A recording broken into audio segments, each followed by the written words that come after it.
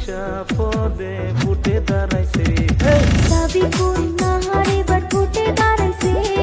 হারিকেনের ছবি নিয়া নির্দলিয়াতে